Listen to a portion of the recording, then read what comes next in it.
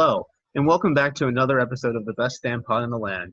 I am your host and sports director, Brian Nelson, and for the last time, with me I have... The one, the only, sad to be leaving but happy to be done with school, assistant sports editor Andy Anders. I'm the overly joyous guy who's finished with school and can't wait to just start adulthood. Your assistant sports director, Khalid. And I'm your sports editor, Griffin, and I just don't know how to feel, man. It's our last pod. We've come all this way. The treacherous journey of highs, lows, and everything in between. But we've got the light at the end of the tunnel, and it's mere days away, mere hours away at this point. It's bittersweet because we want to keep the podcast and still do this, but then it's like without the school, it's like you want to keep one part, but you don't want to keep the other, but both have to say goodbye. So this is going to be a bittersweet episode, guys. It is. It is. We really took the pod at least to another level this year too, because last year it was two guys and it was just an audio podcast. This year we've innovated in a sense, bringing in the four of us to form like Voltron, if you will, and turn it into a video segment. I know I usually watch podcasts on YouTube as opposed to like listening to them on SoundCloud. So I definitely think that was a good idea. Yeah, I think it worked out pretty well. I don't know about you guys, but for me, like aside from like all the road trips and actually going to the games, the pod was like my favorite part of the job, because once we got started, it was like an hour of just freedom from all of the stress in the outside world. And it was just us talking about what was relevant, just us having fun and just bouncing off each other with our hot takes and whatnot. It was just super laid back and a lot of fun. So yeah, in a way it was almost as much for us as it was for the public, because it's not like we're growing in a huge audience here. It's just nice to hop on and talk sports. We are very appreciative of those who do watch us. Don't get me misconstrued there. But Andy, you're disrespecting the 580 some viewers we had on a single podcast. Yeah, in our first month on the job. That's true. Episode 4, and since then have we gotten back to 200? No. No. And let me tell you, a lot of those views probably came later in the season because we didn't get that much initially. I monitored it. But anyway, just to kind of bring things back into focus, first of all, I want to shout out Griffin's wonderful background. I don't know what podcast that's from, but it's genius. And second, for this podcast, we don't really have a list of topics necessarily to talk about, frankly, because not a lot's been happening in the sporting world aside from Ohio State getting one recruit earlier today. But for the most part, this is our last pod. We're just going to take some time to look back on the moments we enjoyed most throughout the year, all the crazy rides and the stuff we've been through. It's been a journey. Crazy rides, both literally and figuratively. Yeah. Andy Anders off script for an hour. Anything could happen in this. Yeah. Wait, you think I'm normally on a script, friend? Good point. I just think we should talk about just the biggest moments of the basketball and football seasons, and just our favorite memories as well is what I would like to do today, gentlemen. I don't know if anyone would like to start with that premise. Yeah, that's fine with me. Start off, Brian. I'll go. I can go first. I mean, aside from like the numerous road trips we had, I just think one of the things for me that really stands out looking back at this year, or just like the ways I think all of us kind of came together and grew as like a unit. Like I'm thinking back to like the first football game we had like against Florida Atlantic, and it was just like anything that could go wrong, for the most part that we did go wrong. I think back to all the technical difficulties Khalid and I had whenever we would try and film a preview, or just all the times that we would have audio issues with the podcast, especially when we were trying to sit down and edit stuff. And then Andy and I came up with a new show, The Film Room, and put that together from basically no guidance whatsoever. So there was a lot just like in the beginning of the year that at the time was just like super infuriating and frustrating. But now I just look back and laugh at it because we still managed to overcome all of it.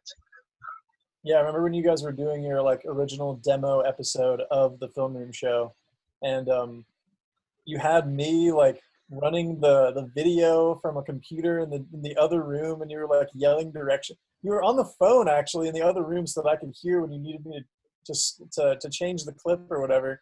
And I was just cracking up the whole time at like the fact that that's how you guys were trying to do it at the time. It didn't work. No, I had to figure out a better system.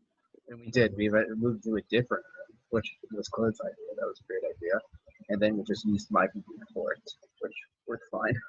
Dang, boys, I'm just reminiscing. Like it's the episode just started, and I'm just getting emotional, and I'm thinking about the car rides, all the technical difficulties in the beginning.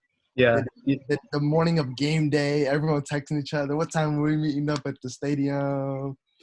All those the credential run-ins Griffin had getting our credentials at every different. It was a lot of fun where it's like where like someone would text the group chat saying what time are we going to show up to something, and then Andy and Griffin would be like as late as we can possibly show up to something so we can sleep. Well, yeah. The previous sports editor had told us to get there 3 hours early, and I'd been on the beat for a year prior, of course, and it was like whenever I got there 2 hours early, I felt early. I understood 2 hours because it's like you can get on, that's when the players arrive, and so you can go down, get some social media stuff, put that out on Twitter. People like to see it, Brian Day walking into the stadium or whatever. But 3 hours early just seemed, it was just why. I don't know why you'd want to be there 3 hours early. But I'll tell you what my favorite memory was being in Indy with you guys and going out and dancing with my parents at that. I forget what that first bar was called, but then we went to Kilroy's with like all the beat writers. That was a wild night. And I remember Khalid seemed to really have a good time, like watching me boogie with my mom. Oh my gosh, that night was the funniest night. Me, always as soon as we walk into Kilroy's, Andy is just like off a rip, just instantly dragged onto the dance floor and he's just getting it with his mom and all the friends and everything. And me and Griffin are just standing off the side like, okay, this is gonna be a fun night. And then I think it was Andy's your mom was trying to bring me and Griffin onto the dance floor, but your dad was trying to save us from embarrassing ourselves. And then her friends were like calling us like, I remember one of her friends was like, "Don't be a bitch, just get on the dance floor." Oh my god, they were calling you out. I do remember, and like my dad's best man, Scott, was straight up just like every time I started on one drink, another was waiting for me, just like constantly like tossing me Jack and Cokes, and I'm like, okay, easy now, easy. I'm not trying to get too gone too quick here. They actually got you to drink, which I've never seen you do. Right. That was fun. No, that was one of my favorite memories from this year was that night in Indy with my parents, and you two were just kind of there awkwardly at first, but it seemed like you enjoyed yourselves later on. It was fun. It was fun. I was getting called out for not being into the into the dance floor scene as passionately as some others that were in the mix there, but I had my 2-step on. That was one of many. What was the first our first road trip? If we that was Indiana. That was a nice hotel room we stayed at. That's what we had the whole time. The best hotel room we had of the entire season. I remember thinking, is this what we're going to get the entire season? Because I could get used to this. Yeah. And then, no. It was the exact opposite. We were still solid the rest of the year, though. I mean, we were. Khalid had the hotel hookup, and we did a lot better than previous staffs have done. Yeah. the first one just definitely set our expectations a little high because A little And that high. was- They had the open bar for a couple hours, like free drinks. Why That was was crazy. why was that place so nice? Huh? Why was that one so nice in comparison to the other places? I just want to say, like, I feel like Indiana, it was just easier to find like multiple hotels, and then I was able to select from like a nicer selection. But then all the other cities, I felt like as the season went on, the options became less and less, and then the prices just kept going up and up. So it was kind of like I would have like 3 options to choose from, 4 options that were like realistic or nice, and because didn't Michelle at one point was telling us like we need to get like cheaper hotels or something like I don't know what the deal was, but basically we're trying to like secure our budget, but Well, there was a per diem essentially that we had to be under all the time. Yeah. Yeah. It was really tough for Nebraska because I think it was like 86 at night or something crazy like that. It was like really low, and we had trouble figuring that out. We were on another road trip when we were making the Nebraska plans too, and it was a big like stress. No, that was Indiana. We were It in our was, yeah, it hotels. was in Indiana. We were in our making hotel Nebraska. rooms in Indiana. I had my dad on the phone because he's from Nebraska, so he could help us find a hotel. Oh yes, It I was- remember this now. That was a stressful night because we had Spencer in our years and Michelle in our other year, just trying to get us to figure things out when we didn't even know what time the game is going to end up being. It ended up being a night game, but there was some thought that it might being a noon game because pretty much any Ohio State game that season was a noon game. So It all worked out somehow. And it all worked out. who could forget our experience when we were trying to go to Arizona for the Fiesta Bowl, and my with God. all the fog and weather delays, us just being in the airport for hours and hours and hours. I forgot. All of our enterprise reservations were out the window, and of course it was around holiday time, and obviously the bowl game as well didn't help with this, and so all the rental cars were all taken up. They told me that they wouldn't have any more rental cars available until after January. Khalid is like on the phone with like some strange like I don't even know rental car service that was trying to charge like thousands of Oh dollars. my gosh, that was a complete ripoff. And we're asking the administrative people at Ohio State like can we are we just supposed to like Uber around? And we're like, okay, but like the Ubers are going to be super expensive, so like they said yes to us. They didn't confirm that we're gonna get the money back either if we did. Yeah. It was like a maybe. Is the like Yeah. they. And we're like, was insane. we're not about to rack up hundreds of dollars No. without confirmation that this will be paid back. You know. Especially since we are still like at that point trying to budget money for a possible like trip to New Orleans for the national championship. Right. Like, so we were like trying to be super stingy because the Phoenix trip was already super expensive. That day was probably one of the most surreal and stressful like days of my life. It was supposed to be 9 hours of travel, and it ended up being 16 with all the flight delays.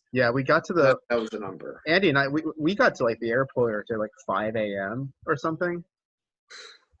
Yeah, And we did. I think And then Corey was. I think Corey was with us too, right? Or no? we met up with Corey in the airport. You and I just drove. You picked me up and we drove over together. Mm-hmm. Yeah, that I remember. So I think Maybe. us two and Corey were like the first through security, and then we saw Griffin in the distance getting through, and then we were all four sitting waiting for our flights, and we were like worried, is Khalid gonna make it? Because like the security line was pretty long, and then he gets there and our flight immediately gets delayed, and it's like, well, it didn't matter anyway. And then we And then didn't it like kept getting delayed. it kept getting delayed. We It were wasn't like walking to board the plane. like it was first our plane got delayed a bunch because we were supposed to fly to Chicago because that was where our first connecting flight was supposed to be, and then that got changed to connect through Charlotte, and that flight ended up getting delayed a bunch until when we finally got to take off at like 1:30 in the afternoon. So then we had to fly through Charlotte all the way to Phoenix, which meant our second flight was going to be longer because Charlotte's closer to the East Coast than Chicago is by a huge margin. So it was a long day. we show up and like Spencer had the director of the Lantern and everything, for those of you that don't know. So we're talking to our advisor and he's like, okay, so they said that they're not going to have any cars for you when you show up, but just try anyway when you guys show up in Arizona. Like, just go see if they can help you out. So I'm like, okay, like, I guess we'll do that.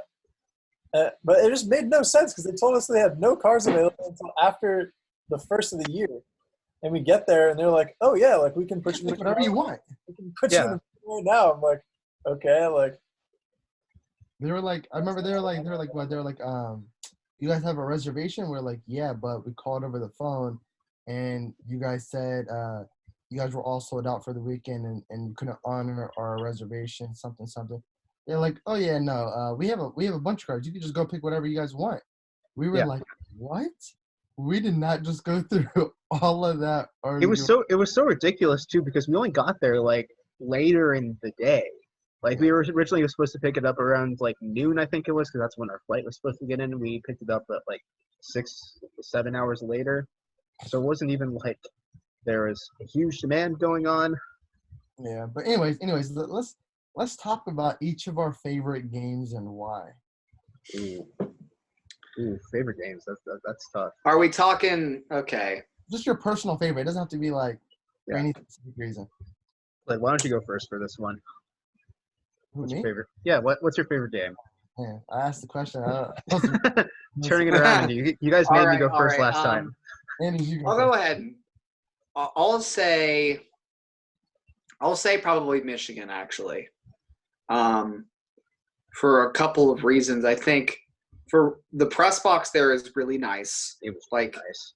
Maybe the nicest in the Big Ten. Freezing. I just remembered something. Yeah, the press box, and they had chicken and waffles for breakfast, and they also served lunch that was really good. Like, they really treated the media well. I did not have. And it was my first experience in the big house, right? That's like just that in general, that was a cool stadium to visit. Honestly, I didn't. It wasn't quite as loud as I thought it would be. It was still loud. Don't get me wrong. I think it was too cold to be loud. No, it was still very loud. Like, you were in the press box, Anders. Clint and I were like out in the elements. I was down the field during some loud moments. Trust me. I tell you, bro, how cold. It was so freezing. I left like midway into the fourth quarter to go back inside because I literally my legs could not handle it anymore. Like, I was literally walking on bones, bro. It was miserable. I'm telling you, cold weather doesn't dampen crowds, though. One of the loudest crowds I've ever heard was in a pouring rainstorm. Like, weather, I think, only makes crowds louder, but that's besides. I think it helped that Ohio State took control of the game pretty. Yeah, that probably somewhat that silenced the crowd too. That somewhat silenced them a bit. Yeah, I was up. I was down right before kick though. It was pretty loud. Yeah, that was one of the few away stadiums we went to that like had a camera deck from where I could film like up above and get like a bird's eye view of like the place, and which was great because I got to film from where I normally film for home games. But the problem for that with that stadium was like all of the wind just like funneled into where I was. It was so cold, and there was no protection. Let me just say about that Michigan game too. I think like the narrative after that game just kind of got swept into the, Ohio State has been so dominant against Michigan as of late. But there were some very tense moments there from the Ohio State perspective. Even late in the game, if you remember, wasn't it McCall that fumbled the punt return? I think so. Wait, it wasn't. It was that, yeah. Also, Fields and Dobbins had a couple of fumbles that game as well. Michigan was going right down the field and scoring a couple times. Yeah, they had some success in the passing game only because they've got some NFL receivers and they managed to break off a few runs, I think, too. But they shot themselves in the foot in that game a few times as well. Offsides on the punt on 4th and 4. That was huge. But I think you remember the most memorable moment from that game, the game itself, was Justin Fields going down, like, because his knee had been an issue for like an ongoing thing at that point from Penn State, right? We knew from the previous week he was having MCL issues. And he goes down with that knee. Chris Chudanoff comes in for 2 plays, and he looks like dog shit. Pardon. No disrespect to Chugs. Oh my Then God. you just see Fields back up and walking on the sideline. And you're like, there's no way he's coming back into this game. He was just in the medical tent. You're thinking, like, what's his long term for the season? And he walks back out there, scrambles to his left, and delivers one of the cleanest 30-yard strikes to the back of the end zone I saw all season to Garrett Wilson for a touchdown. That was a really memorable moment where you sit back and go, wow, like one of those moments in the rivalry that is kind of an icon moment. Also, Garrett Wilson in that game, a little bit of a coming out party for him. He had other big catches throughout the year, but he had 2 in that game that were big, that one, and then he had a circus catch at like the 5 earlier. Yeah, you're right. And He had a lot of circus catches later in the season. He had a very short catch to Olave did that same game. Yeah, Olave had a great game that game as well. But that Fields moment was really really sticks out as like the moment in that game. And overall, another dominant Ohio State win didn't hurt in making that memorable. Because honestly, just from a pure experience standpoint, the Fiesta Bowl was really cool. Just, the result wasn't ideal. The result was not the best. I will say,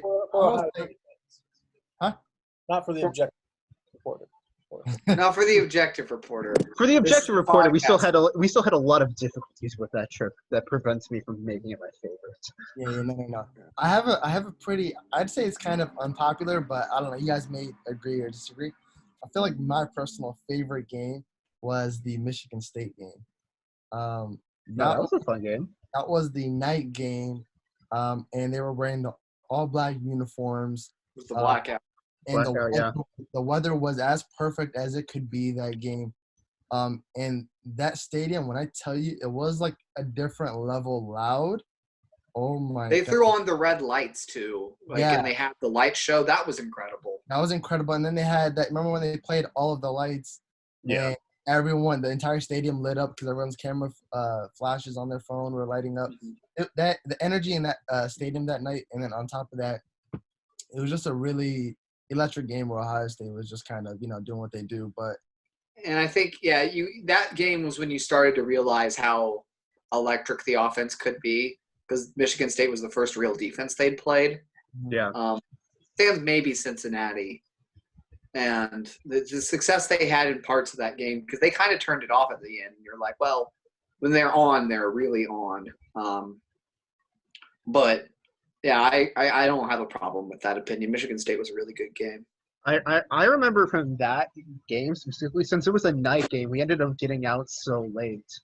I remember Khalid and I, you were driving me home, but I remember we just stopped right outside the stadium before we left. And I remember we were just taking pictures because it was just such a surreal moment, just looking at the stadium at night, just after what had happened. It was just such a cool moment. I think we can all agree that the one negative to this past season was the lack of night games at Ohio State this year. Everything was just a noon game, and I feel there were a lot of games that could have been played at night that would have just – it would have been disgusting, but obviously, we understand, Ohio State brings the viewers in at noon, unlike any other school. So, I disagree for myself in the job. Yeah.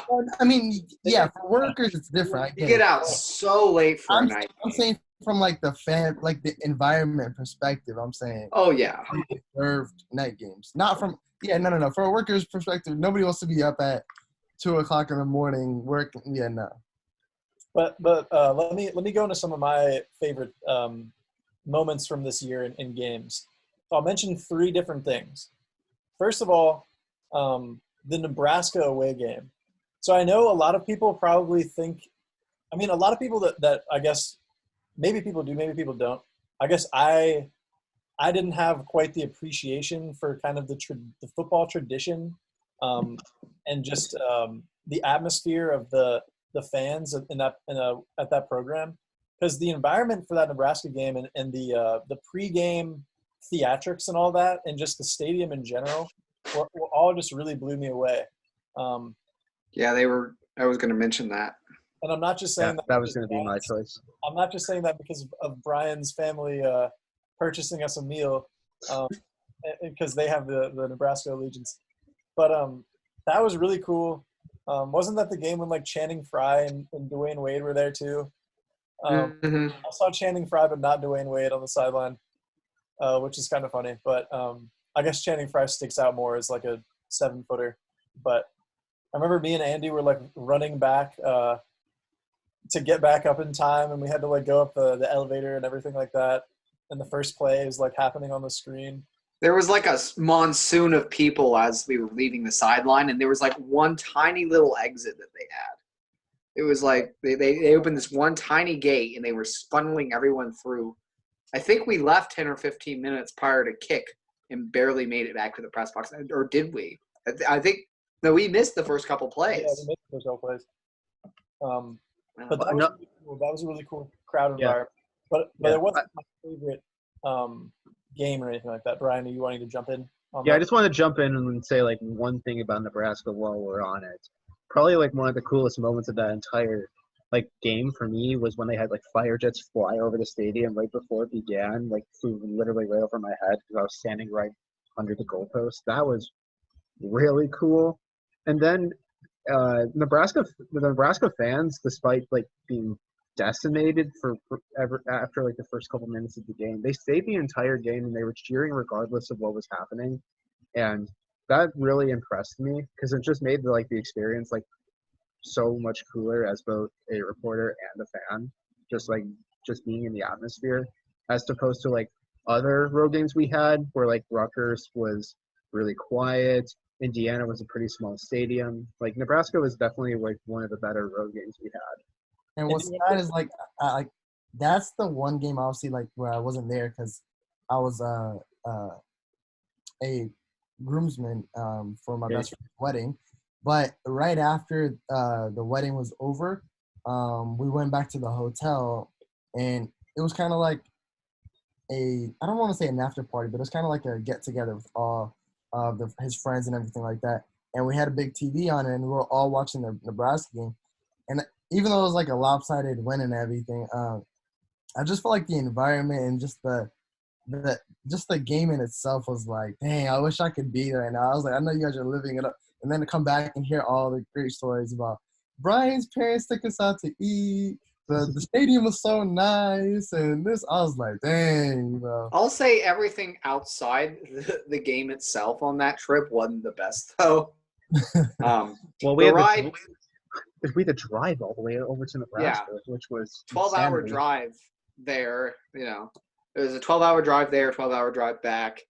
Griffin and I were constantly editing stories that week, and I swear we had more stories come in that weekend from our practicum reporters, the reporters that Griffin and I edit, than any other weekend. And you know, I love our practicums, but those stories don't always come in the best shape. And you're trying to worry about covering this game or being on a 12-hour drive, and you have to be editing this story.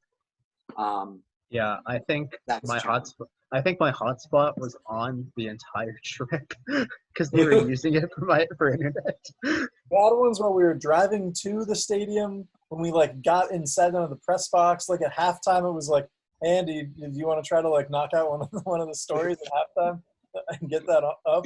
We don't have to do it after the game, like at whatever ungodly hour. Well, we were up late for Nebraska too, because I remember we were up until like 5 a.m. that day.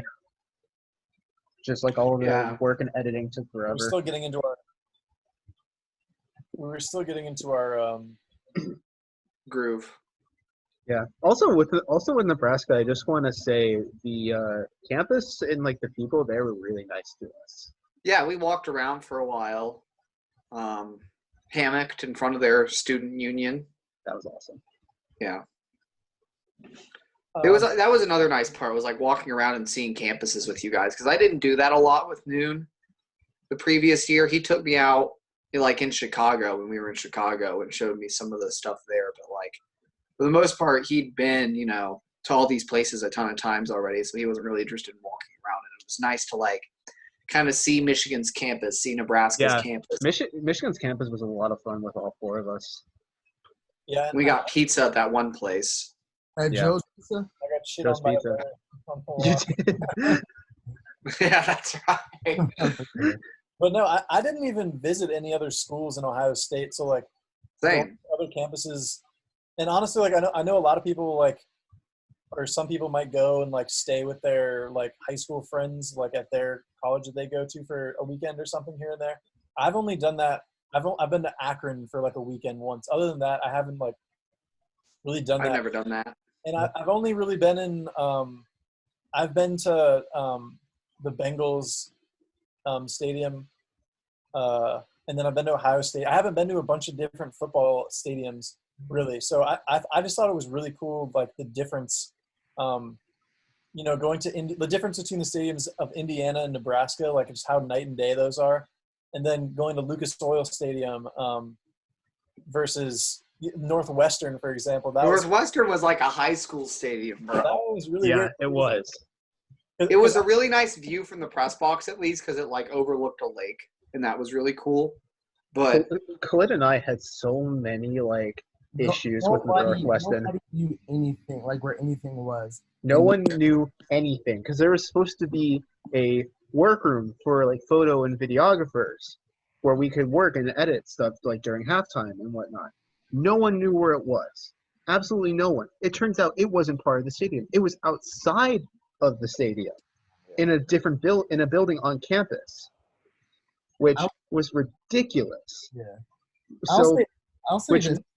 Go ahead. Which meant if we wanted to go to that, we would have to leave the stadium, come back, go through security again just to get back on the field. We didn't even go to the media workroom until after the game was over, right? We didn't go for halftime because it was stupid to leave and come back, right? I think you went for halftime. I did not because I was on the opposite side of the field. I had found where the press box for like the post-game press conference was going to be, which is just in someone's office. So I just hunkered down in there and was working because like I was alone essentially. Far from the only thing wrong with that stadium, though. For one, how poorly do you plan out a city? It was literally on a street corner, and across the street were like residential houses. Like it was in the middle of a suburban neighborhood. We had to walk like 15 minutes just to get to the stadium. We parked in the parking lot of a junior high school. Like it's like it was a high school field. Honestly, it was in the middle of a town, and because like all these other stadiums you go to, they're kind of their own thing, or they're like centered in campus and like all the surrounding stuff. It kind of sets the environment for football. No, literally across the street from Northwestern Stadium, you have like just regular houses, and grape flavored popcorn. Grape flavored popcorn. Great flavored popcorn. Grape flavored popcorn. That I remember now. That was the thing. Were you guys gonna? Is Andy's image sideways to you guys? It is. Yeah, it's sideways, Andy. I don't know why I didn't process that. I was like, yeah, all right, whatever. It's okay. It's a video podcast, but you still can hear him. It's not like my phone told me that I had low battery, and it turned it the other way for whatever reason when that happened. It's all good. It looks fine. We're just happy Andy's actually here. So we're happy he's on his phone because his computer's internet refuses to work only during the podcast. Not during any other meeting we've had for the Lantern, for like our budget meetings, which usually sometimes go longer than the podcast. Those work fine, but not heaven forbid the podcast will work once. I don't know what it is, man. I don't know what it is. You've mentioned surreal a couple times, Brian. I have. What was really surreal was the entire Big Ten title trip. Just all the COVID stuff happening on the road. I think I've told the Texas Roadhouse story on this podcast before. I think you have, but you can tell it again. It's such a good story. I guess we're driving to Indianapolis for the Big Ten tournament. We had determined that once we crossed into Indiana from Ohio, we'd stop for dinner. And as we're on the road, all this stuff is breaking about sports that are getting no fans at this event for this sport, et cetera. At that time, it was mostly just no fans. They weren't canceling things yet. But some cancellations started to happen, and we started thinking like there's a good chance the spring game will get canceled or have no fans. And sure enough, we pull into the parking lot, figuring out what restaurant we're going to get, and then I check I forget who it was, checked their email or checked Twitter, saw the spring game was getting canceled. I think it was me. Yeah. I remember just like you were driving at that point, so it wasn't. I was. And I think Griffin was just on his computer working on something. I was just like refreshing Twitter constantly, just like waiting for stuff to happen. And I remember while we were sitting and eating, like I think once we got to the Texas Roadhouse, I remember I looked at Twitter like once more before like we got out of the car. I'm like, hey guys, the Big Ten tournament's not gonna have fans for the rest of the games now. Yeah. And then the spring game broke. And then the spring game broke. And then while we were having dinner, the NBA got canceled, and then Tom Hanks got the coronavirus. All this stuff was happening. But, yeah, so Ryan tells me, like, the spring game is canceled. Me and Griffin, all weekend, we ended up passing off briefs, like, one after the other. I don't know how many briefs together we wrote that weekend. It was a lot. But it was my turn to write a brief because Griffin had written, like, 2 while I was driving or something. And so literally we go in Texas Roadhouse and I set my laptop on the table, start eating some peanuts like nervously. I'm like jotting up the spring game. I'm hotspotting. I got the spring game brief. I'm working on it in one tab. The other tab is Twitter, and I'm just watching the world burn essentially with this pile of empty peanut shells next to me and my laptop out on the table in Texas Roadhouse. That was a really surreal moment. I think I'll remember the rest of my life. And also walking through an empty downtown Indianapolis after the tournament was canceled, like going back to the stadium. And then the hectic whatever that ensued when we had the Holtman. Yeah, we had the impromptu interviews with Holtman and Wesson and those guys. Yeah, I remember, and at first, like your phone took us the wrong way for that, so we ended up driving like 5 minutes in the opposite direction and barely made it in time. Right. Yeah, in many ways, our last hurrah. But if you guys unless you got anything else on that, I wanted to rewind a little bit. Yeah, rewind. You still have like some moments to go through. The other Big Ten championship, the one that did happen that we were at, yes, also in Indianapolis, back in December. That Ohio State was down big in that game, man. That was the first time they hadn't even been tested really up until that point. And me and Andy are sitting there. And at one point I remember because when Ohio State was down, Andy just says to me, or I don't even know if to himself or to anyone that's listening really, as he sometimes does during games. But he was just like, okay, best case scenario is the 4th spot now in the playoff because I think you were assuming they were going to lose, but still make it. I don't know if I ever assumed they were going to lose that game. I thought best case, like if they lost, was 4 is what I was saying. Fair enough. I mean, I knew that you knew they were better than Wisconsin. Well, they had already beaten Wisconsin that year convincingly.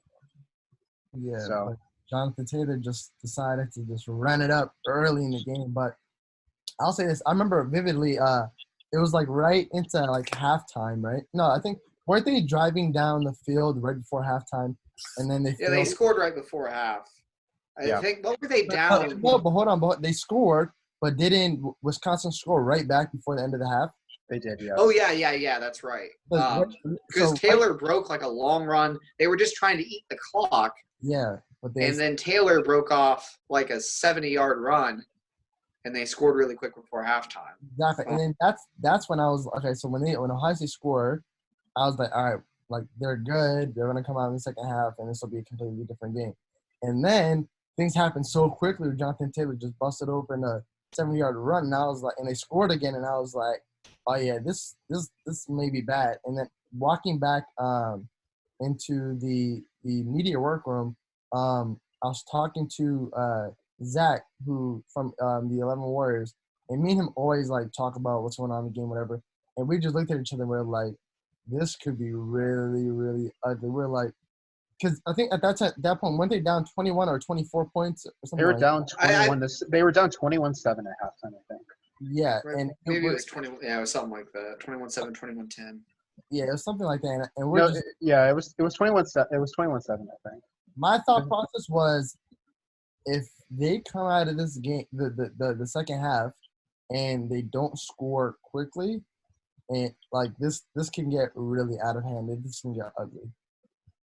Yeah, and then on the flip side, after they went back out from halftime, the Ruckert one-handed catch for that touchdown to cut the lead to one score for Wisconsin, that was huge. Yeah, Rucker had that insane catch. That really is like one of the still images that's just burned in my head from this season. Yeah.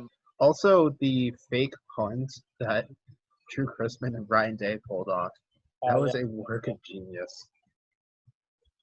So I'll tell you, Ryan Day in general, I think for all the things that have blown me away about him, honestly, I think he's destined to be one of the greatest coaches ever to coach college football. But he just had some offensive wizardry this year, man. We talked about it on the pod throughout the season that every single week he unveiled something that you hadn't seen yet from the offense. Like, he just constantly had this like thick stack of index cards of plays that he hadn't used, that he just threw out, like whether it was an empty set draw with Fields or some new power scheme run with Dobbins, just little things they threw in constantly, different screens they ran. And I'll tell you what, maybe the most impressive play call I saw from him all year was, and again, it sucks to talk about this game sometimes, but the Clemson game, people forget the 4th and 1 play action 40-yard bomb to Olave that they scored a touchdown on that gave them the lead in that game. Yes. To say, no, we're not going to give it to our 2,000-yard running. Well, I'm not sure if Dobbins was in the game at that point. I think he was because he had that huge, he had those 2 huge runs in the first half. Right, but I don't think the touchdown came after he was injured. He might have been back in at that point, but I think he was. Yeah. But either way, we're not going to run it behind our dominant offensive line and just try to pick up the yard. We're going to go for, the home run, and they hit it on a play call like that, and it was so brilliantly schemed. But yeah, that was just something that really impressed me about Day this year, was the offensive play calling. And to be sitting in the press box as someone, like how I watch football games, I love, the chess match of a football game. And it was just I really loved seeing Ryan Day's chess strategy out there, the way he could outwit defensive coordinators. Kind of piggybacking off of that, Andy, and this isn't something as quantifiable as the X's and O's. I would like to get your guys' take on this, because it's a feeling that I have kind of reflecting on the season as a whole. There was a lot early in the season when people were trying to figure out, reporters were trying to figure out, what new aspect is Ryan Day bringing to the program? There was a lot of questions because Ryan Day had a lot of comments like, we're not changing all that much. Urban Meyer built the program this way and it's been so successful. Like, why change it if it's not broken, type of thing. And people are wondering, is Ryan Day going to put a unique stamp on it, or is he just kind of Urban Meyer's, principles and all that in place? But I feel like, reflecting on Ohio State this past season, I really feel like Ryan Day's the combination of Ryan Day and Justin Fields, I feel like really gave an exciting sheen to the football team. Even though it wasn't all that different, I feel like it felt like an exciting kind of lift to the team, the new head coach and the new quarterback combination. Well, yeah, I'll say that the offense, even though it was still the spread, when you mix in the power concepts, and Ryan Day was actually willing to go under center and do a lot of the things that Urban had this set plan whenever he ran his offense, right? And this is how it's going to look, and this is how it's going to be, almost regardless of personnel. He recruited personnel to fit that scheme. but I think that is what looks so different about the program, like you said, is the offense was versatile and new and fresh, even though they were running a lot of the old concepts. The intricacies of the program were handled a lot, pretty much the same as under Urban, I think. That's what didn't change, is the behind-the-scenes stuff with the support staff, with Real Life Wednesdays, with the Michigan Week and the Michigan, just all the traditions around Michigan that have been so successful. Mm-hmm. Another thing I'll say is that Ryan Day, the way he handles with the media is a lot different from Urban. He's a lot more open, I think, than Urban ever was. Because Urban kind of seems to have this disdain for the media at times, where Ryan would be very open with you and very courteous and kind when it came to, not that Urban isn't kind, I guess, but you get what I'm saying, right? Yeah. With the way he was just more open to the media, it seemed. Yeah. Other than injury. For me, actually, what seemed to change from the 2018 Ohio State Buckeyes to like what this past season and what we got to see covered, you mentioned like how the offense changed. For me, the biggest change I saw was just the efficiency of the way the defense played, because that was the main hole heading into the season, was how is the defense going to play, because they were complete crap in 2018, especially the secondary and linebackers just had so much struggles. And then, well, yeah, and then like I think it hit me during the Cincinnati game when they got shut out. It was just like, whoa, because I think we all predicted, except for Khalid, that they were going to Cincinnati was going to score like 20 points at least, and then to shut out a team that ended up doing very well in the regular season, it was really kind of a big eye-opening moment, especially once Chase Young started to get hot. Like, you guys haven't asked, like, I haven't gotten to say my favorite game. Nebraska would have been it, but it's already gotten mentioned most. So what I'll actually say for my favorite game is the first Wisconsin game. That game was absolutely a really rainy game. Yeah, that was the monsoon game. That was super rainy, but I was kind of protected because I was up in the camera deck, so it didn't bother me as much. But I remember for that game, Chase Young getting 2 strip sack fumbles and everything else. Yeah, 4 total sacks in that game. Four total sacks in that game. Dobbins went off and had a huge game. Just the fact that Ohio State like barely was able to pass in like the first 2 quarters and still was able to establish such a dominant lead in that game was just that's when it hit me. It's like this team is going to go to the playoffs. Yeah, I think that's when it hit everybody that they were among the best teams in the country when they just dismantled Wisconsin like that in the first game. Yeah. I think I turned to Griffin. My realization when I realized how talented this team was during the Nebraska game. I think I turned to Griffin and said something like, this is top to bottom the most talented Ohio State team I've ever seen, the most complete Ohio State team I've ever seen. Yeah. And it stays that way until now even. I still believe that. Even after the loss to Clemson, they really didn't. The Clemson game, Clemson was an amazing team as well and a complete team. I don't know. What's your guys' overall view of this team, having not only had the entire season laid before you, but also a few months to reflect on it? Like, where do you place them as far as how you look at this season? I think they're the second best team at Ohio State to not win the title, behind that 2015 team. Yeah, This team actually played like that team was kind of underwhelming for most of the season up until that loss. No, I'd put them above 2015 for sure. It always seemed like there was something weird with the offense. Yeah.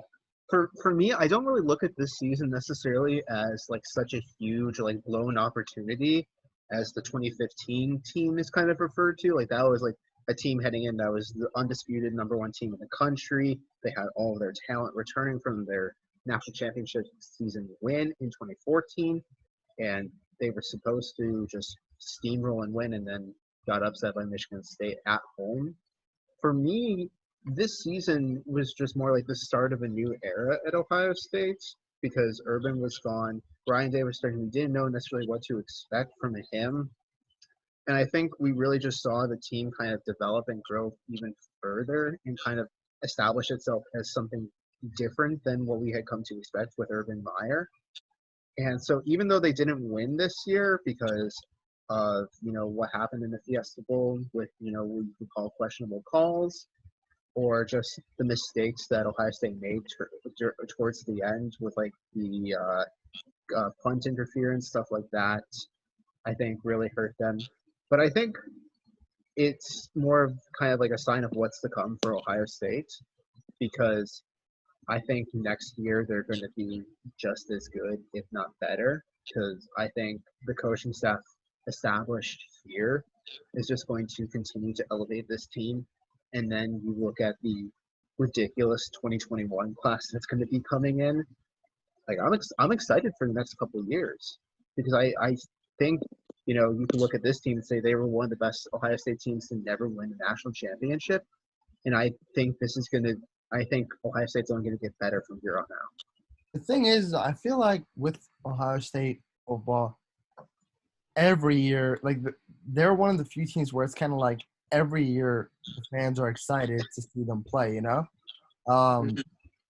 There's never a season where Ohio State really you go into it, you're thinking, oh, this team is not good. You know what I'm saying? Like, there's always high expectations at Ohio State to win a championship. So every year going in, people are excited for that season. But I would say this season is just we're going to, like, forever look back and think, dang, like, this team had a few things gone their way, such as Dobbins not tweaking his ankle in the Clemson game, or Fields not getting his knee injured during Penn State or whatever. I feel like this team, nobody was going to stop them. As dominant as LSU was, I felt like Ohio State was just as easily as dominant, which is the reason why those two teams were 1-2 and fighting for that number one spot majority of the year. Don't forget that in the first place, you could very well make the argument that Ohio State should have stayed at 1 and then absolutely boat raced Oklahoma. Yeah, had Oklahoma did not stand a chance against any of the top 3 teams. No, Clemson would have eviscerated them too. Yeah. And it's funny you look at that because I think as the Wisconsin game was going on, once they started to come back, I had the sinking feeling once they won, it's like they're going to be number 2 now. I did too. I still thought they were the better team than LSU, but Georgia was so overrated by everybody, and then LSU mollywopped Georgia in the SEC championship, and that's what did it. Yeah, but Georgia just was never not to mention like the way. I mean, LSU had one of the best seasons I've seen in college football history. You look at the way they beat Alabama. That was a great game. Yeah, Joe Burrow lighting the cigar afterward. That was one of the most badass shots I've ever seen. Just him walking through the locker room with the cigar hanging out between his fingers. And that photo of Joe Burrow with the cigar in the seat with his leg up the other leg, that photo is forever going to be iconic. We're going to look at that photo 50 years from now and be like, dang, that was badass, Yeah. Speaking of Joe Burrow, yesterday they were playing the 2016 Ohio State-Michigan game over again, and it was so funny because after Barrett scored a touchdown, I think, you got to see Joe Burrow run up to him and give him a high five. It was like, oh wow, I know who that guy is now. Awesome. It was very cool. What this season reinforced to me, and it was something that I was saying when like some of the final playoff positioning stuff, the last couple of weeks of that, when people were trying to be like, do we think Ohio State is actually number 1 and stuff like that? And at the time, I remember thinking like, man, they've been so good, so dominant, but like, look at LSU's season. Like, they have had just an unbelievable year too. And it just shows how good you have to be to win a college football national title. Because, like, if you're watching Ohio State all season, you're like, up until that Big Ten championship, you're like, man, this has to be the best team in the country. But then, like, LSU, like, other than on defense some of the time, like, early, but then they fixed it, Yeah, they fixed it. And they always had the pieces. What I will say though, Griffin, is that normally it's rare to even have one team in a given year that you look at and say, wow, they're dominant. They have no – here we are saying dominant all the time. Dominant, have no holes, Yeah. For Ohio State, all year I talk about what's the exploit. And there were 3 teams like that in college football. There were plenty of years where there aren't any, where you can – every single team you can point to a major flaw. This year happened to not be one of these years. I think you plop this 2019 Ohio State team in a lot of other years, and they'd easily be national champions. You just so happen to have Clemson and LSU on a similar caliber this season. And even then, again, I still think they were the better team than Clemson. They just – every single 50-50 whatever in that game went against them, it seemed. And that's what Ryan Day said afterward. I mean, even with – you'd think like one call, law of averages goes for you instead of against you, or that one injury, doesn't have to break your way. It's like, no. That game was – I would still say that Ohio State beats – if they played a series, Ohio State would beat Clemson. But on that night, Clemson won. Yeah. Looking back on that game, I don't know if it definitely wasn't like the most joyous moment of the year or anything like that. But I just feel like it just sticks out so much because the stakes were just so high. Like when Ohio State was down, even in the Big Ten championship game, like we still felt like they were probably gonna, be in the playoffs anyway. So it wasn't like the biggest stake. Or there was still a possibility they were going to get in the playoffs. So it wasn't the hugest stakes on the line. You know what I mean? Whereas in that Clemson game, it was like the stakes felt so huge. I remember at halftime, like I was like flushed kind of. Like I went to the bathroom and I was like, it was just such a war, like in just the back and forth. It really was like a classic game. It had everything. If you were to look at it like objectively, the thing is, it was almost a runaway Ohio State victory. Right. I still, to this day, think if Shaun Wade didn't get called for that targeting, they would have won by 3 possessions or more. Yeah. If that one call doesn't, because they had all of the momentum. They had to settle for field goals 3 times. I get that. But they were up 16-0. Dobbins was breaking off run after run. The defense was suffocating Trevor Lawrence at that point. They get a sack. Clemson's going to have to punt the ball away. You're going to give it back to Ohio State's offense, which was in rhythm at that point. And then that play just took all the air out of the stadium. You could feel it. All the air, all that wind that was in Ohio State. I don't think I've ever heard a louder stadium at that moment when the targeting call came in. Those boos were so loud. Yeah. Especially since like the stadium was like three quarters like Ohio State fans, or at least 2/3 Ohio State fans. It was so loud. And then not only that, Clemson scored a touchdown right after, right? Like that one play totally flipped the game. Yeah. And I still think if the sack stands as is, then Ohio State probably runs away with that game, and we'd have been partying in New Orleans. I'm not sure if they beat LSU, but Ohio State versus LSU would have been. I think it would have been a closer game than Clemson. That would have been a Titanic clash. But it would have been tough because LSU was. I think the thing that would have given LSU the edge is that they were pretty healthy overall, and they had just came off a mollywhopping of Oklahoma, whereas they would have been the fresher team. I think that's fair to say. Yeah. But if you look at the Fiesta Bowl, I mean, what else could you ask for in a game? It was an amazing game. Don't get me wrong. It was an amazing game. Yeah. That should have been the national championship game. Ohio State should have been 1. I think Clemson, LSU, that would have been good. But that game was so worth it just being like the final send-off, because that was the greatest game of the season by far. Yeah.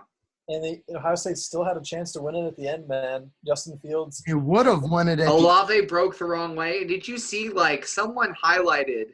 He had 2 other guys were open on the play too. Dobbins was open, yeah. JK was open. I was screaming that live. I was like, oh my God, JK is literally right here in the flats. I know, because I know you were. And they'd hit that same route twice earlier on the drive. But you don't blame Fields for that because you always go to the downfield read first, and the safety was far enough back to get Olave on the post. Like, that is a touchdown if Olave runs my thing is this, though. And they win. What's sad is that out of the 3 scenarios in that pass, 2 of them would have worked, but the one that didn't work happened. If he would have just continued on his route, it would have been a touchdown. Had Justin Fields held onto the ball, and when he broke out, threw it to the other corner of the field, it would have been a touchdown. But because they didn't read each other correctly, it was intercepted and it was game over. That's the sad part about the whole thing. Could you imagine the level of just Justin Fields' legacy had he completed that throw in that moment? And Chris Olave, man. Well, yeah, but Chris Olave is Chris Olave. But Justin Fields, like, his legacy at Ohio State would have been solidified right there just for how down – on a bad knee, he wills you past a great Clemson team when the refs were on their side. Like, everything that was happening against them in that moment. And when Justin Fields got them the lead, right? And then on the very next series, it was like, a play or 2 where Trevor Lawrence made that pass. And I think, was it Travis Etienne or one of the receivers just took it and scored, right? So it was like, all right, now I have to go bail this defense out again. Had he completed it, oh my gosh! There's just so many like the thing I was worrying about, like, in real time. I was saying to Khalid was, even if Ohio State scored and took the lead again, there was still plenty of time for Clemson to score again. And after how they had just were low on timeouts, though, if I remember right, like there were still like 40 seconds left in the game. There would have been about 40 seconds if that had been a touchdown throw to Olave. And personally, I was sitting there thinking they weren't going to get it all in one blow. And I didn't think they should have gone for the home run at that point because they were dinking and dunking the hell out of Clemson on that drive. Like, just the flat stuff. Yeah. Hey, Dobbins, Clemson was playing cover 3 and cover 4 and trying to take all the deep stuff away. It was me, Brian, and some other guy who worked for, I want to say, like, ESPN or something, right? It was Harry Douglas, I think. Yeah. So it was us three. We're just talking about the game. And on that final drive, the first play happens, and it was a dump to JK where he gained like a first down out of bounds, right? Second time, they do the same exact thing to J.K. Dobbins, first down, out of bounds. And then it was like, it was open every single play. And on that play specifically, I saw Justin Fields back up, right? And I seen J.K. coming out into the flats again, and there was no defenders near. And I was like, oh, easy, dump it. But he wasn't. And then I seen him cock back and throw it, and I was like, no. And then the interception happened, and I was just like, yeah. I was literally like, I froze, bro. Yeah, Brian was like, "It's fine, buddy," and I was like, "I remember." You were literally frozen and bent over. I was so confused. I was like, I saw Olave on the ground on the play, and I knew immediately. I thought he just slipped. I didn't know he broke off the wrong route. From my perspective, the thing that like had me like no was when Justin Fields let go of the ball, right? And then literally 2 seconds later, if you look at Justin Fields, his hand is on his helmet like this. And he froze and, like, he did not move for a minute. And that's basically my reaction. I was like, that just happened? Oh, my gosh. But what I will say, like, I'll forever remember that final drive. Griffin, I never see you. You know me. I'm really chatty under my breath in the press box. And I'll say, like, you know, I'll analyze game as it's happening, whether those around me want to hear it or not. And you all year are such a laid-back guy and such a, like, I don't know, you know, an objective journalist, you know, a professional in there.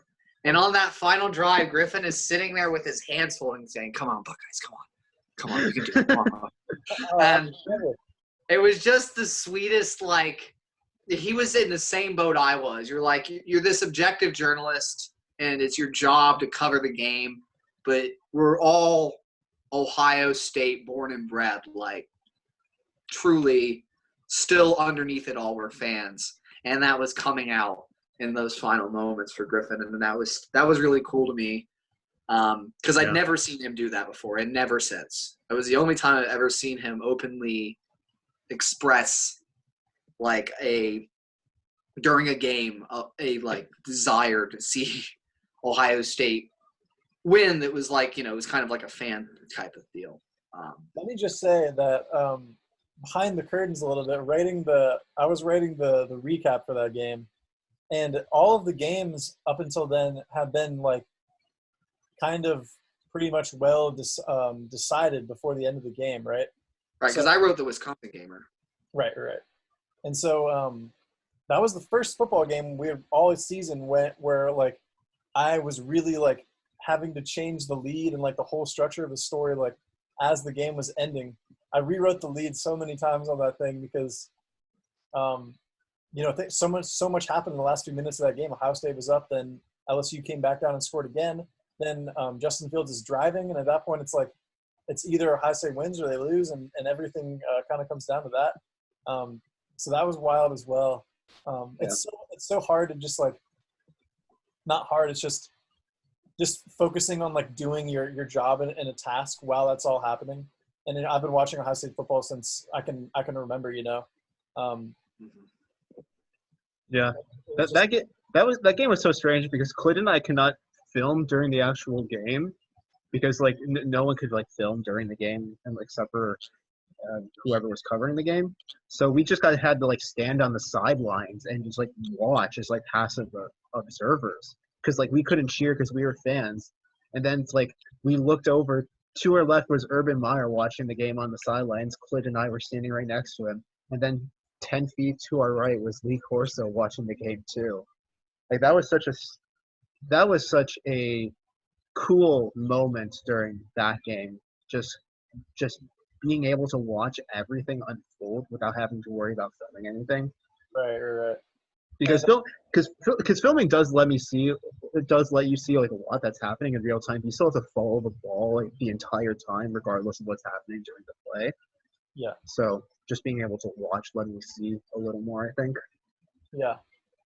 And I just want to say about the whole season in general, one of my favorite things about like getting to cover the games and being up close and personal is just like the energy of the game beforehand. Like when you're down on the field and like the warm-up music is playing and the players are getting ready.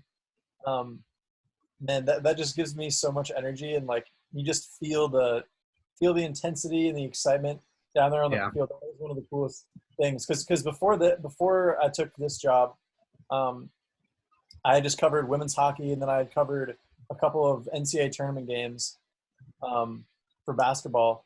But obviously, I'm not standing down there on the court or anything for that. I was up in the press box.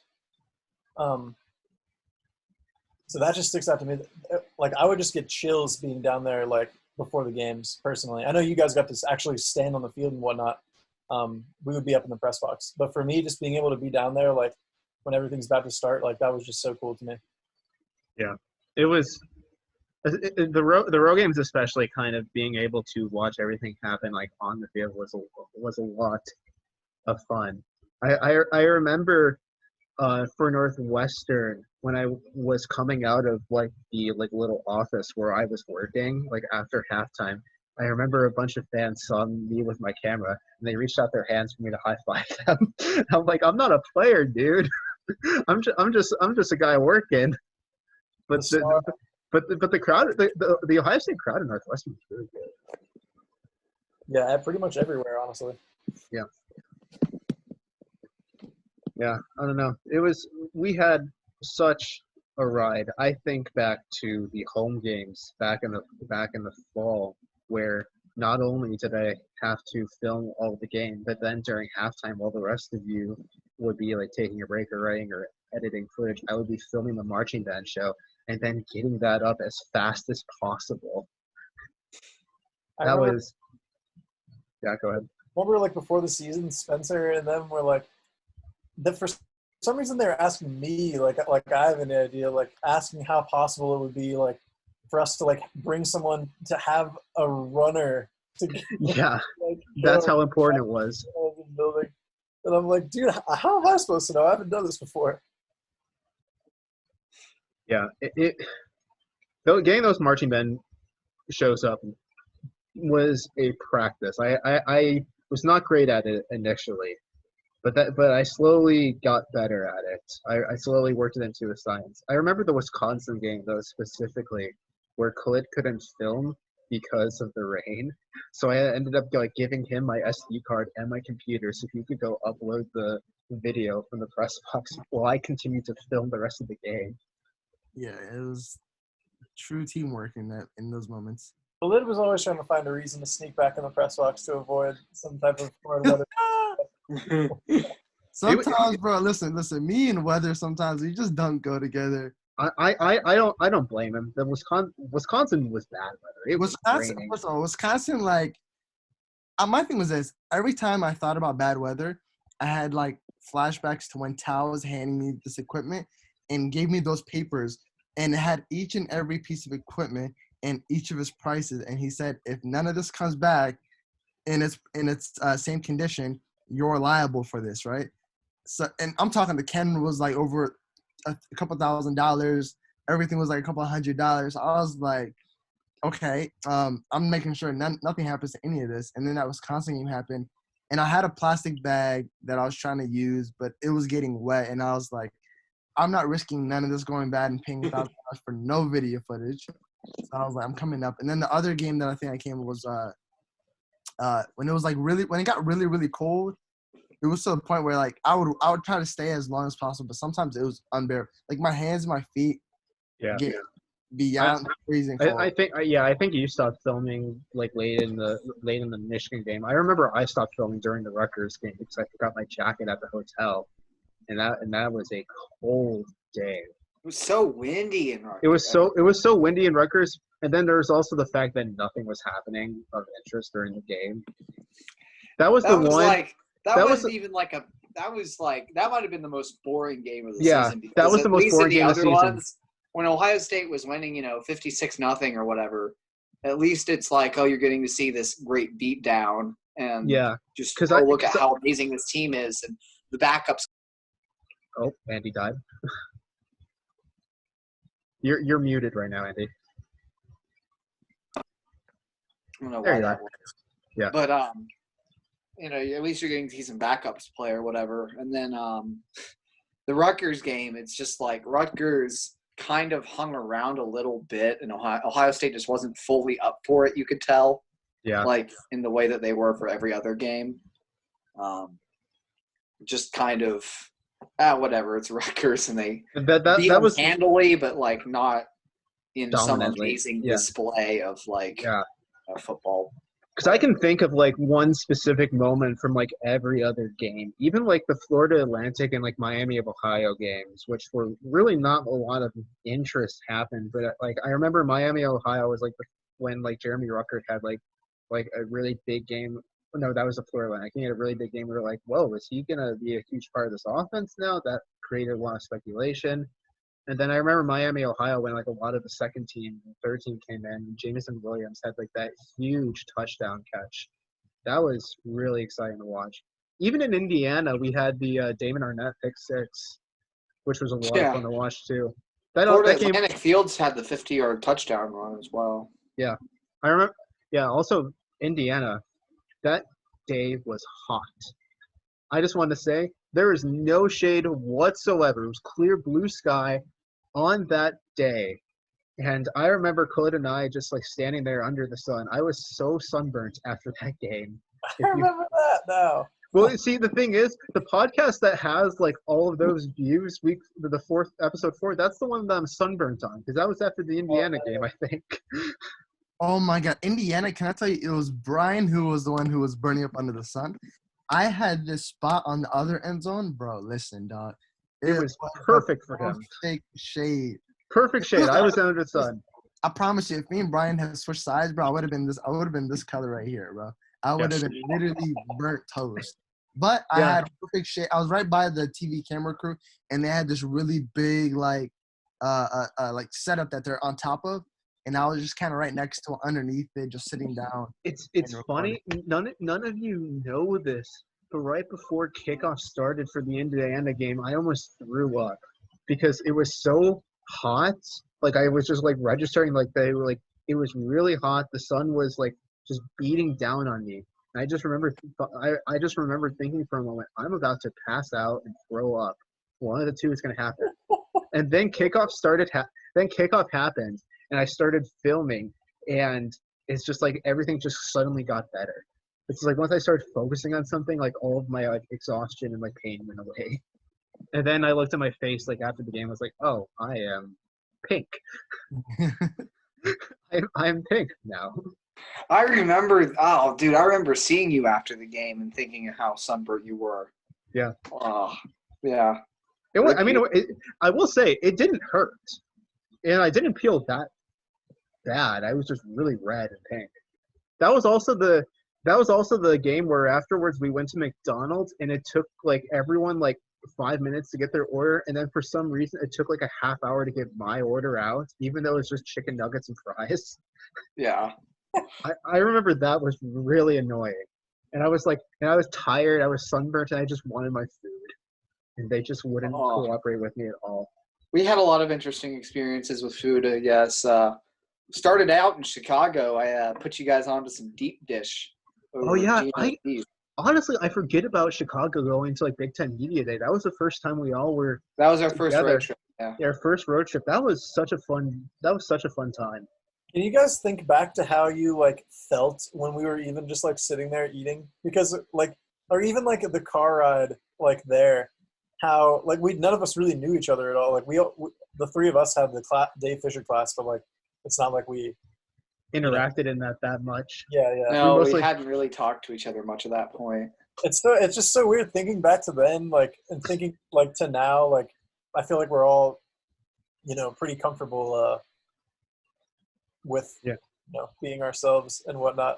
Yeah, I mean, when we've all slept in the same hotel room and like been through these ridiculous road trips and all of these flight difficulties, I mean, that stuff brings you together and bonds you together, and there's no secrets at that point, In the trenches together.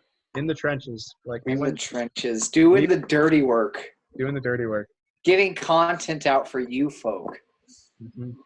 Like we've been through a lot.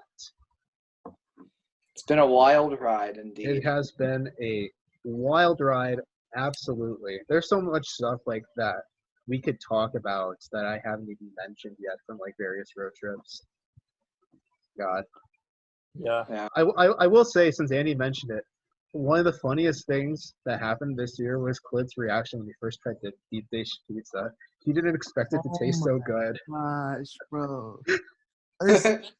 I'll say this. Like, I knew it was gonna be good, right? Like, don't get me wrong.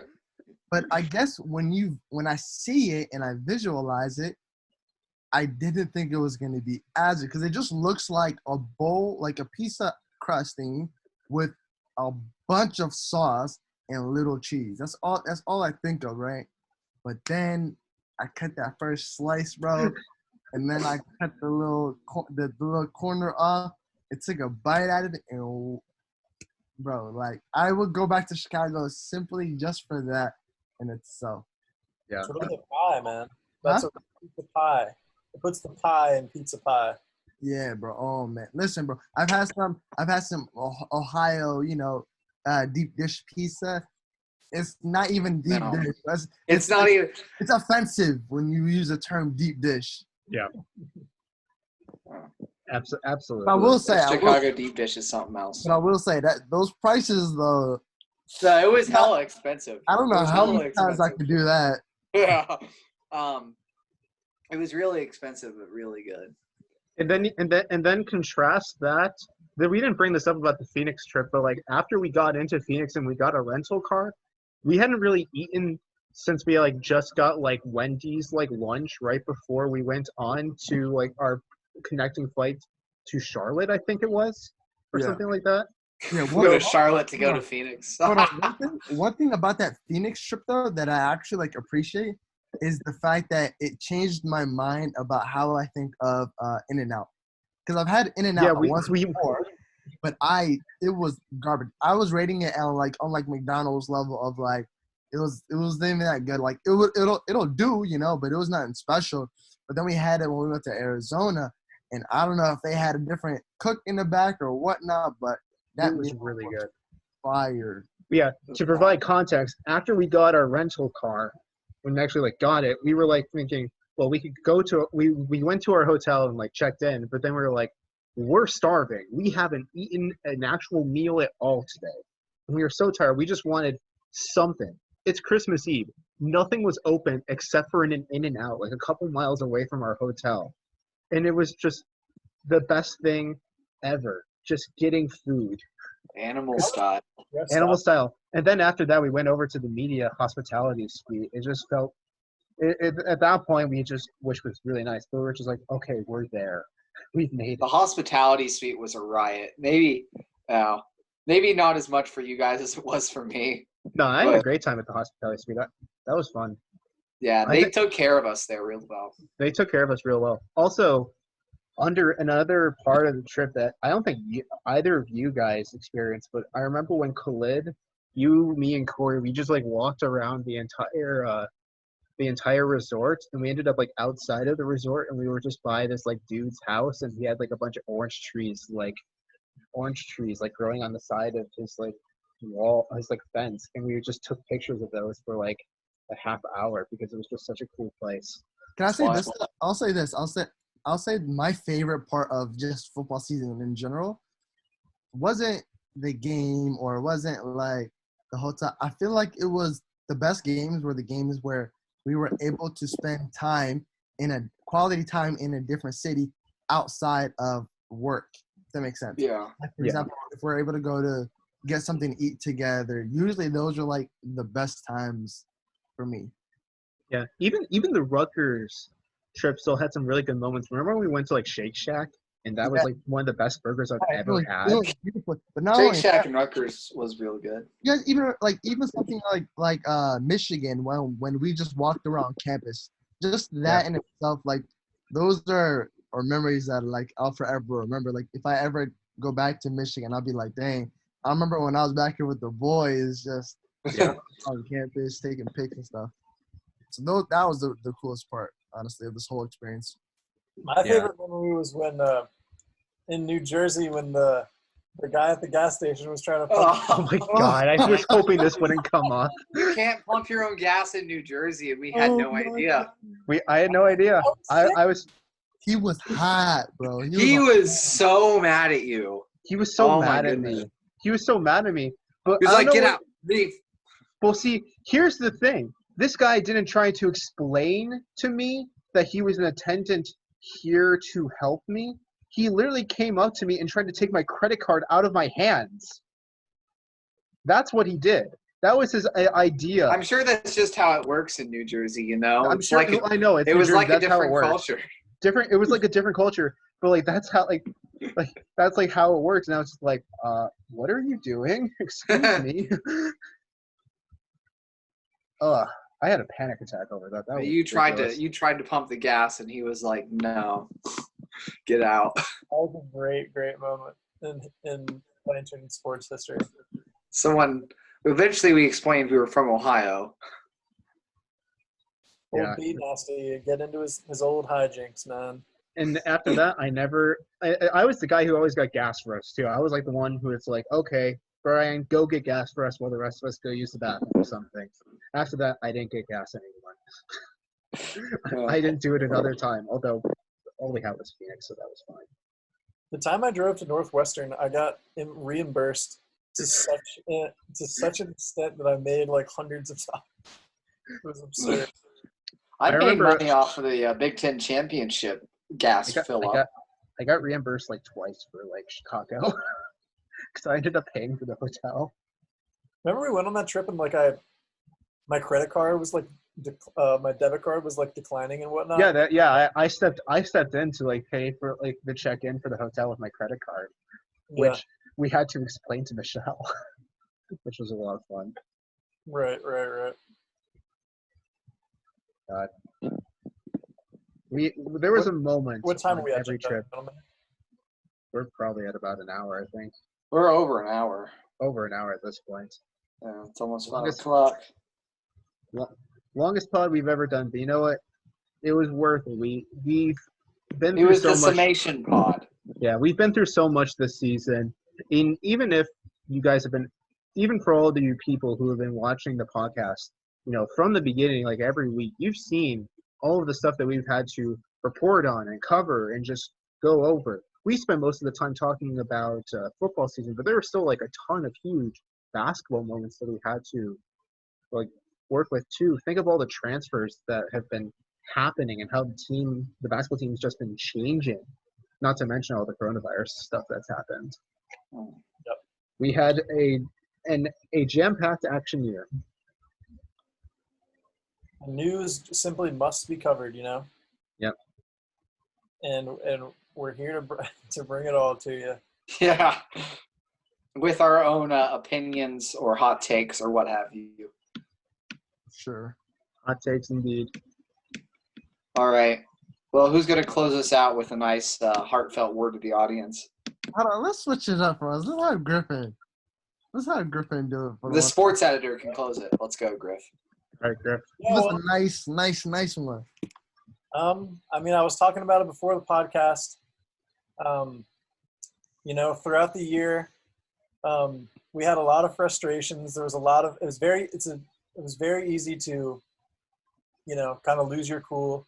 It was our first year, in each of these positions, and it was a lot of new challenges. And things weren't always, just straight up fun. There was a lot of work and a lot of behind the scenes stuff. But I know personally now that I'm at the end of this, I'm like, man, like I would totally do another year. Like For sure. now that, I was for the periods when I was really looking forward to the end of the tunnel. But now, as I'm sure a lot of people can relate, once you're at the end of the tunnel, you're looking back at that tunnel like, man, I liked being in that tunnel. I did like that tunnel after all. And I'm happy I got to know you guys, For sure. and we've got Absolutely. this together for life now, I'm sure, I know for a fact we're going to, at some point down the line, Reconnect. Reconnect or just, I mean, On the times. we can text each other and be like, hey, remember that one time when Brian couldn't had that run in with the New Jersey gas pumping guy? Yeah. And I'll have What's crazy? What's crazy is like we're forever, like obviously after this we're all gonna go off and do our own thing and live our own life, whatever. But we'll most likely all be traveling or doing whatever we're doing. So there's still good chances like we'll end up in a spot where we once all visited. And that's when it's gonna be really cool for example, if Andy's ever at Michigan for a game or whatever, right? And then he's like back at Joe's and says us, yo guys, remember when we were all here or whatever, and there's like those type of memories are what's gonna be really funny and really dope to see. Even just like the fact that we're all graduating, we're all going our own separate ways. Even despite that, one thing I can kind of take away from all of this experience, aside from like all the good moments we shared, is the fact that you three are people I consider are going to be friends for life. Like I want to stay in touch with all of you. So, Sure. like I will be pestering you all with text messages once sports come back and everything. Yeah. So Maybe we can communicate in a group chat that doesn't have some of the ancillary characters that don't participate. Yeah. we can make a new group chat. Yeah, that could be something to do. Also, we'll probably have to find a new fantasy football league and do that again. Now, for sure, you know me, I'm always gonna find the boys and get them in a fantasy group chat. So I'll make sure to add you three for sure. Right. No problem there. I'm fine with that. Yes, sir. All right. Well, That's all I got. I think that's all that needs to be said. Thank you very much, everyone, for following us throughout this crazy year. I hope you all continue to stay safe as the coronavirus saga goes on. And thank you very much for watching another episode of the Best Damn Pod in the Land. A new team will be back in the fall to pick up where we left off. Have a great day. Peace. See you guys. Peace.